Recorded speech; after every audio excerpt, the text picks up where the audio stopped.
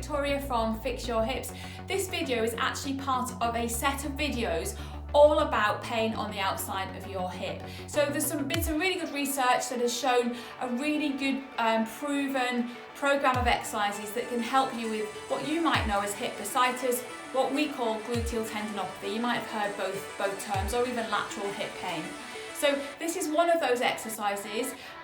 They're all clearly marked out on my YouTube channel as stage 1 exercises for lateral hip pain. Have a go at them.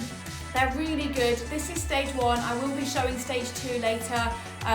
So yeah, get your comfy clothes on, work through each exercise, and let's go. When you're doing a side step, it's really working your deep glutes well. So we're going to just bend your knees ever so slightly. You're going to take a small step out to the side, and then you're going to bring the remaining leg back underneath that hip. So the key with this exercise is what's going on here. If you take that step out and you haven't got this pelvic or abdominal deep glute control, and you end up going over the hip as you bring that leg back in, it's too hard. So you need to make sure you've got that good stable control as you bring the other leg in to join it. So that's rule number 1. The other thing to look out for is as you're doing it, you're not twisting as you bring that leg back in. You want to bend your knees softly, take a step over, control as you step towards. And you can do a few steps in one direction, and then you can go back the other way.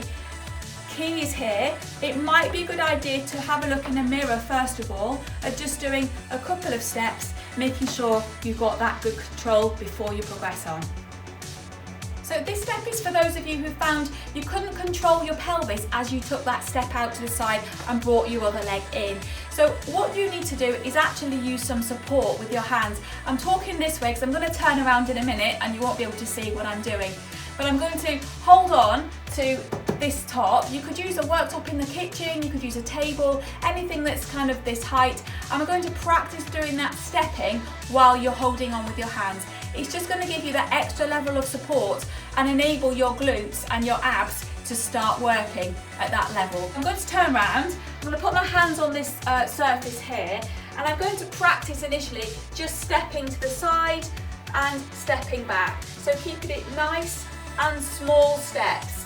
And I'm just focusing on what's going on here. So I don't want to step and tilt out to the side.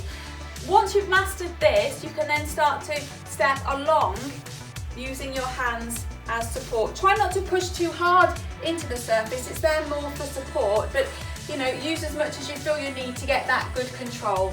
So if you could practice that step, then keep trying and seeing whether you can do it without support, and you'll gradually find as you get stronger.